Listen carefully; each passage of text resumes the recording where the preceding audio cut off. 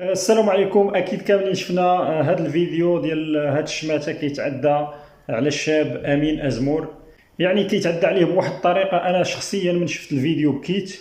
من بعد هدرنا واحد الغضب عارم على مواقع التواصل الاجتماعي، ودازت 4 ايام عاد خرجت جمعيه الدفاع عن حقوق الانسان وكتطالب بفتح تحقيق ضد هاد خونا والمحاسبه ديالو، ويعطيونا شي استفسار ديال هاد الواقعه.